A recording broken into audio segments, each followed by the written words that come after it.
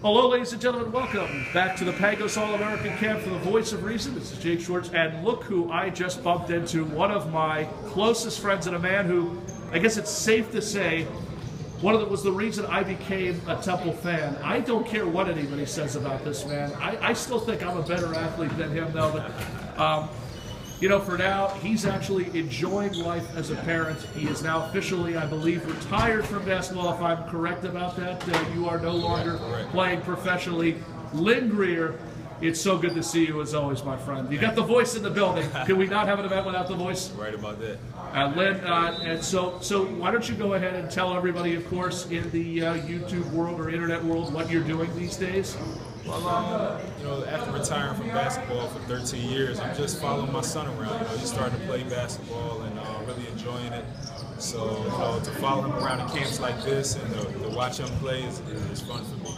Now, you actually have a nephew, Corey, who's here today as well, and I've had the privilege of working with your nephew for the last couple of years, working, of course, with Team Final.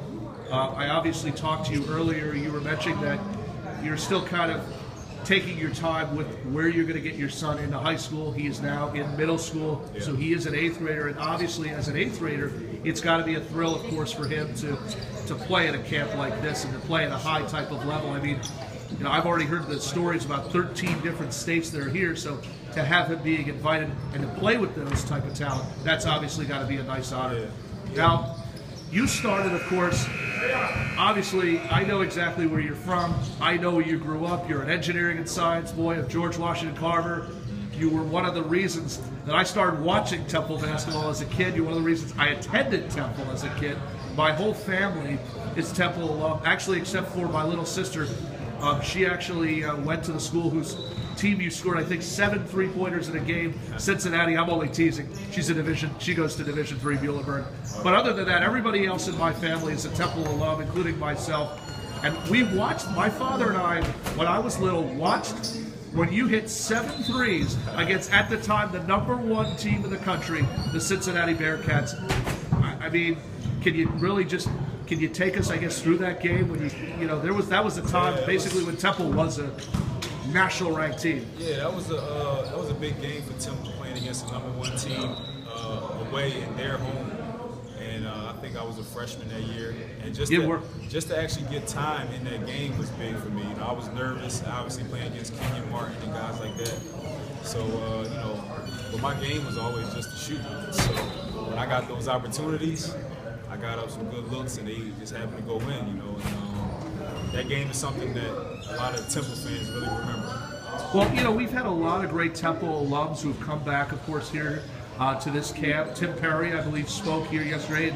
I don't know if Tim was a teammate of yours, but I know that you have a lot of respect, of course, for him, the way that anybody, I think, here would. People, obviously, who've seen you when you walk on the streets will come up to you, especially Temple people, obviously, who are diehard Temple fans, will shake your hand. What's the advice you give Temple kids that other people have given you when you were a student?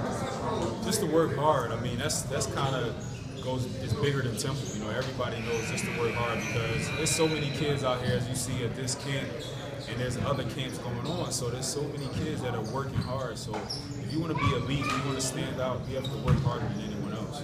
Yeah, why are you not? That's what I'm trying to figure out. Why you're not speaking at this camp? You're already giving words of wisdom right now. Yeah. I think he would agree. I think everybody here in this building would agree that nobody. I mean, you know, who better to talk to than a guy who could probably bury at least 10 threes on this court right now, though. But again, you know, obviously your nephew's got to be getting a lot better now that he's a sophomore in Camden. I'm assuming that. You know, your brother has had the privilege of raising a fine young man. I don't care what actually my cousins. Your cousin. Nevertheless, do you still think I could dunk on him in one-on-one? You don't even believe I could beat your son now. I'll videotape while y'all. What's your father? What is your father? I hear your dad still coaching in high school, or is he now retired? He was coaching at Bo D. He took the year off this year. How is your father, as always? Because you know I always have the greatest of. I mean, obviously the whole Greer family, our history goes probably back 10 years from when I started out as a public address announcer. You know where I came from, of course. I started in the public league. I've bounced around basically from state to state.